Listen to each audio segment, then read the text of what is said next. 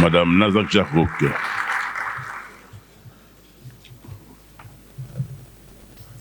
Bismillahirrahmanirrahim. Wassalatu wassalamu ala ashrafil mursalin. Excellences, Monsieur le Ministre, Excellences, Mesdames et Messieurs, les membres de l'organisation de ce beau forum de l'excellence et qui célèbre l'excellence par excellence en Afrique et au niveau local.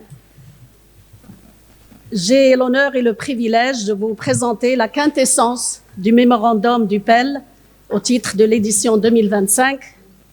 Vous aurez le document complet parmi les documents de travail. Alors, je vais juste mettre l'accent sur le plus important parmi ces recommandations et parmi les enjeux qui continuent à affronter la décentralisation, la gouvernance locale et le développement territorial. Le mémorandum de la première édition panafricaine du prix d'excellence du leadership local, le PEL, a pour finalité d'améliorer le cadre réglementaire, institutionnel et technique de la décentralisation de la gouvernance territoriale en Afrique. Au terme d'un processus très sélectif, tel que présenté par l'honorable Monsieur le Secrétaire général, le mémorandum dresse quelques constats phares des objectifs, des finalités, des enjeux et des défis de la décentralisation et propose des recommandations aux autorités et aux différents acteurs de l'écosystème de la décentralisation, de la gouvernance et du développement local. En Afrique, comme vous le savez certainement, plusieurs pays ont fait le pari, parce que c'est un pari. Il faut aimer la décentralisation. Si on ne l'aime pas, il faut changer de métier et changer de fonction. Il faut adorer la décentralisation. Plusieurs pays donc ont fait le pari de la décentralisation comme choix politique irréversible, et ceci dès les premières années de l'indépendance. Dès les premières heures, il y a eu des choix en créant les conditions et les réformes nécessaires au plan politique, institutionnel, juridique, technique et financier. Et ce sont ces pays-là aujourd'hui qui sont à l'avant-garde de la gouvernance locale et du développement territorial. Pour les connaître, je vous renvoie aussi Rating que nous élaborons à CGLUA Afrique tous les 3 ans à l'occasion du sommet Africité. Ils sont classés en 4 catégories. Il y a les champions, ils sont en vert. Les autres, il y a encore du travail à faire. Et afin de doter les États d'un référentiel commun pour mener les réformes, les membres de l'Union africaine ont adopté la Charte africaine sur les valeurs et les principes de la décentralisation, de la gouvernance locale et du développement local en 2014 à Malabo, qui définit une véritable feuille de route, et c'est un référentiel. Il faut vraiment prendre le temps de lire cette charte parce qu'il y a tout ce que les États, les autres acteurs, les collectivités territoriales ont besoin pour réussir le pari de la décentralisation. Voilà quelques enjeux et défis à adresser encore en Afrique. Mais puisque nous avons des champions, il y a toujours de l'espoir. Dans les différentes régions de l'Afrique, la garantie constitutionnelle accordée au processus de la décentralisation et de la gouvernance territoriale sur la base des principes de l'état de droit, de la séparation des pouvoirs, de la participation et surtout de la subsidiarité fait ressortir les principaux enjeux de la décentralisation. Ceci inclut la disparité des capacités institutionnelles et techniques entre les collectivités territoriales, limitant leur efficacité et leur performance dans la gestion des affaires locales qui les concernent. La transparence, la reddition des comptes reste insuffisante, entraînant des problèmes de mauvaise gestion des ressources, de quelque nature qu'elles soient, de comportements parfois non éthiques, de l'absence de confiance dans les leaders locaux. L'engagement citoyen est souvent faible, avec la participation limitée des communautés dans les processus décisionnels. De plus, les politiques locales peinent à s'aligner sur les stratégies nationales et internationales en termes de territorialisation et de localisation, freinant ainsi l'intégration et la cohérence des initiatives de développement. Quelques limites, je ne cite pas toutes les limites, vous les vivez au quotidien. L'amélioration de la gouvernance territoriale avec des outils participatifs qui facilitent la participation des populations pour ne laisser personne en marge. La capacité de délivrer un service public de proximité et également de qualité, surtout pour les personnes âgées, pour les personnes qui souffrent d'handicap. La création de richesses et des opportunités d'emploi, surtout pour les jeunes, et pour les jeunes, je dis les filles et les garçons, l'établissement d'un partenariat solide et solidaire entre les États et les collectivités territoriales, la co-construction d'une continuité territoriale à travers des schémas directeurs d'aménagement transfrontalier permettant de bâtir le développement sur des territoires homogènes. La promotion de la maîtrise des ressources de la donnée géospatiale, on disait dans un des ateliers, ce qui ne se compte pas, ne compte pas. La promotion d'un développement économique avec un mécanisme de financement, une gouvernance budgétaire, une discipline budgétaire dont les critères doivent être harmonisés au niveau des espaces régionaux. Pour surmonter ces défis, alors nous avons une série de recommandations adressées à chacun des acteurs de l'écosystème de la décentralisation.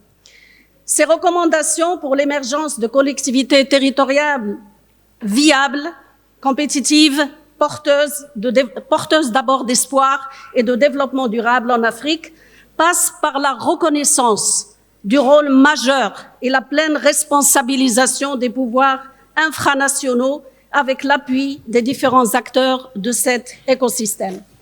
À l'adresse des institutions régionales et sous-régionales, telles que l'Union africaine, Monsieur Garba, c'est pour vous, la CEDEAO, l'UMOA, la Commission économique d'Afrique, le CTS numéro 8, c'est pour vous, Excellence Monsieur le Ministre, l'Agence de développement de l'Union africaine, le NEPAD, et le mécanisme africain d'évaluation par les pairs de cette organisation. Encourager les États membres à ratifier, à signer, à ratifier, à publier et à mettre en œuvre la Charte africaine sur les valeurs et principes de la décentralisation, faire du PEL un moteur de mutualisation et d'émulation des meilleures pratiques dans le domaine de la décentralisation, de la gouvernance locale et du développement territorial, soutenir les associations nationales, régionales des collectivités territoriales dans leur rôle de relais et d'intermédiaire entre le pouvoir central et le niveau infranational. Intégrer les 11 principes de la gouvernance efficace élaborés au niveau des Nations Unies et qui reposent sur l'efficacité, l'inclusion et la reddition des comptes. Je passe au deuxième acteur, et c'est là où souvent le bas blesse, c'est à l'égard des États, des gouvernements et des ministères. Il y a encore beaucoup de choses à faire, Excellence, Monsieur le Ministre, mais puisque nous avons des champions, ça veut dire qu'on est sur la bonne voie. Signer, ratifier et faire du contenu de la Charte africaine sur les valeurs et les principes de la décentralisation une réalité sur le terrain en l'accompagnant et en l'appuyant, faire de la journée africaine de la décentralisation une opportunité de célébrer le prix de PEL pour lui donner une visibilité, non seulement au continent, mais également à l'international, et un contenu auprès de l'ensemble de l'écosystème dont on a parlé. Élaborer, développer et mettre en œuvre une politique publique de la décentralisation dans les différents pays africains. Elles existent dans certains pays, il faut juste apprendre par les pairs, s'approcher de vos pairs et s'en inspirer. Augmenter les transferts financiers des États vers les collectivités territoriales, au moins à hauteur de 30% des recettes fiscales. Nous avons des champions en la matière. Je cite mon propre pays, le Royaume du Maroc. Dès 1986, on a transféré 30% de la TVA aux collectivités territoriales jusqu'à présent. Considérer et reconnaître comme un droit. Et nous sommes une communauté musulmane. Elle commence par le mot « Iqra ». Ça doit être un droit et un devoir, la formation des élus locaux et des ressources humaines au niveau territorial, et non pas uniquement un luxe. C'est un devoir et un droit. Élaborer et généraliser un statut de la fonction publique territoriale type. Il existe des modèles au niveau africain. Il faut juste, peut-être, l'OIDP peut aider à rassembler ces modèles et avoir un statut de la fonction publique territoriale qui soit attrayant pour que les jeunes préfèrent les talents, préfèrent aller travailler au niveau des territoires et ne pas rester au niveau central et au niveau des capitales. Séparer la sphère administrative de la sphère politique au niveau territorial. Voilà quelques principales recommandations à l'égard de l'administration centrale et des ministères. Au niveau des associations des pouvoirs locaux, on en compte ACG-lui Afrique, qui est la fêtière des fêtières, quelques 54 associations nationales et régionales des collectivités territoriales. Il faut encourager leurs membres à participer régulièrement aux éditions nationales et africaines du PEL, partager les bonnes pratiques, tout ce que vous aurez aujourd'hui. Il faut revenir à la plateforme du PEL, regarder les documents, regarder comment les autres en font. Et je me réfère également au Coran. وَجَعَلْنَاكُمْ شُعُوبًا وَقَبَائِلَ لِتَعَارَفُوا إِنَّ أَكْرَمَكُمْ عِنْدَ اللَّهِ أَتْقَاكُمْ. Se positionner comme des acteurs privilégiés et incontournables sur toutes les initiatives et politiques nationales qui impactent la vie des collectivités territoriales, à l'égard des partenaires techniques et financiers, soutenir dans les différents pays l'organisation et la préparation du PEL, appuyer la territorialisation et la localisation des politiques publiques éditées au niveau national et au niveau central. Aux autorités locales, sont représentées ici en forte majorité. Il faut avoir de la vision. Il n'y a aucun pilote qui prend un avion s'il n'a pas une feuille de route. Il faut avoir une feuille de route, il faut avoir une vision. Vous vous présentez aux élections, pourquoi vous voulez le faire? Pour transformer un territoire, pour le bien-être des citoyens et pour également satisfaire les attentes et les demandes de ceux qui vous ont élus. Promouvoir l'efficacité et l'efficience budgétaire ainsi que la discipline budgétaire. Impliquer tous les acteurs et parties prenantes qui existent, agissent et interagissent. Et nous avons à ACG-lui Afrique le coaching territorial. Il y a notre ambassadeur ici qui peut vraiment jouer un rôle, comme il le fait d'ailleurs avec l'honorable Madame le maire. Il faut s'approcher de ces coachs territoriaux. Ils peuvent également vous aider à gagner en participation et en inclusion. Accélérer la digitalisation de la gouvernance locale. C'est vrai que c'est très difficile, mais ça apporte beaucoup d'opportunités et beaucoup d'avantages en modernisant l'organisation et le fonctionnement des collectivités à travers la transformation numérique, l'instauration de guichets uniques. On a beaucoup de modèles au Kenya, au Maroc, en Afrique du Sud. Le développement des services numériques locaux et la promotion de projets de villes intelligentes, les smart cities, mais ne pas oublier ceux qui n'ont pas la maîtrise du digital. Les personnes âgées, les personnes enclavées, les personnes qui vivent en milieu rural.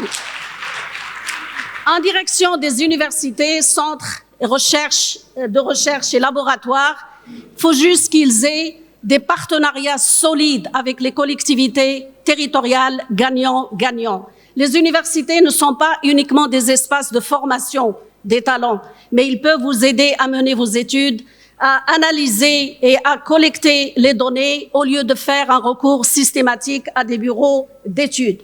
En direction des journalistes, communicants et médias. Et dans les pays démocratiques, c'est le quatrième pouvoir. Vous avez vraiment un rôle fondamental à jouer pour appuyer, donner de la visibilité aux champions que nous allons voir aujourd'hui, mais à tout ce qui est fait de bon au niveau territorial.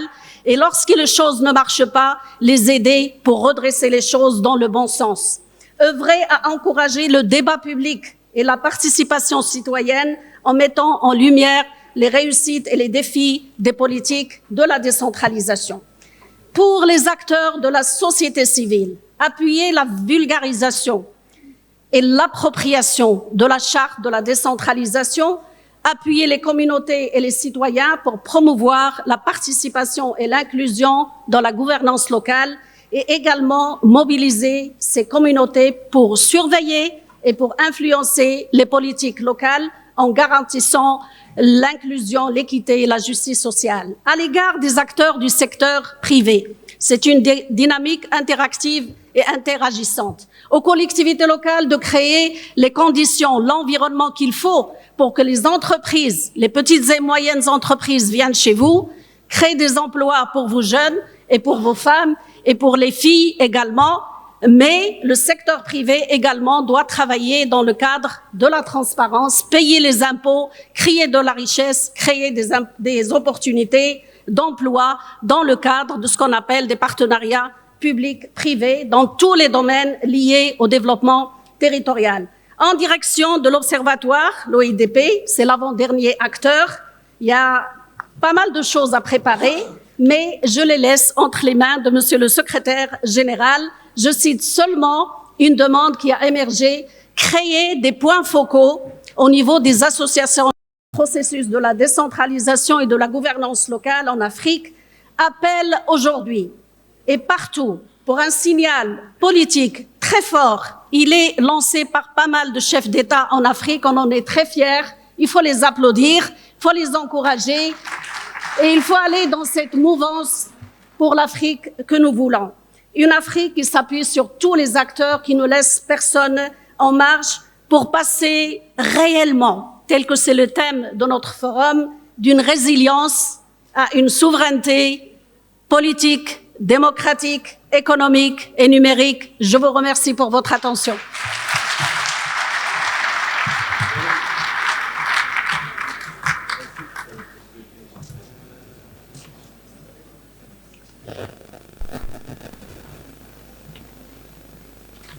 Oui, grand merci, mesdames et messieurs, des applaudissements pour ce magnifique plaidoyer, oui, de Najat Zarrouk. Merci.